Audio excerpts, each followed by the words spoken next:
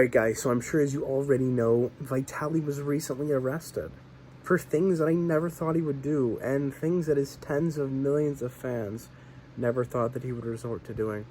But nonetheless, there are new emerging details, and we will be getting into that on today's episode. So let's smash 300 likes for YouTube's fastest news network, and if you haven't already, follow me on Instagram and Twitter at RealGodOfCringe.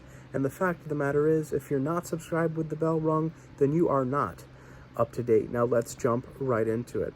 Alright guys, now just a couple of days ago, I'm sure as you already know if you saw my previous episode on Vitaly, he was actually in big trouble.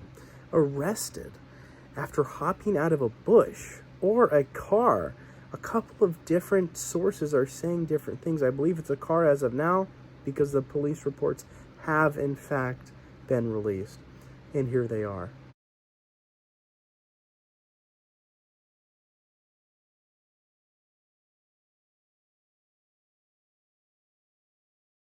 Okay, I'm sure as you can see, he jumped out of a car and actually attacked a woman, punching her in the face, in the chest, causing her chest pain, and also causing her to need stitches in her face. Now, I'm sure as you already know, Vitaly is a very big, strong man. He could harm anything he really wanted to at his size. He could take on really anyone he wanted to in public at his size. He really brags about it. Some people are saying that he's possibly doing steroid. Also, that can make you really angry at times. Also, some people say he posted a picture on his Instagram earlier in the day with lots and lots of drugs. I have to spell it out for YouTube's guidelines, basically.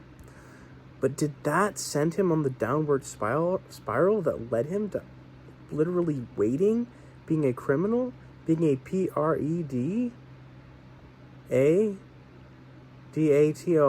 I'm sorry if I spelled it wrong. I mean, that is insane. I never thought he'd resort to that. But guess what, guys? There's almost a 20-minute video memorializing his ex-girlfriend that he loved so very much who left him. So did that send him on the recent downward spiral? They say they got him. The police got him at a nearby building that he ran into. Witnesses saw this happen. The girl herself, of course, saw this happen. And then they got him where he ran into a building. So it obviously, in my opinion, seems like it really was him who did this. Even though I wouldn't think he'd ever do this.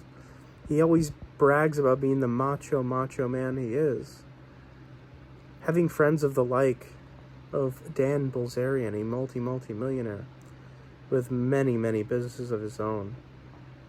Vitaly with a very successful YouTube channel, which is getting far less views recently. Did that maybe send him on the downward spiral as well? Did him losing his ex-girlfriend he loved so very much cause him to attack and find and get a female in a very deranged, barbaric way? A jogger? A jogging female? How could you? How dare you, Vitaly?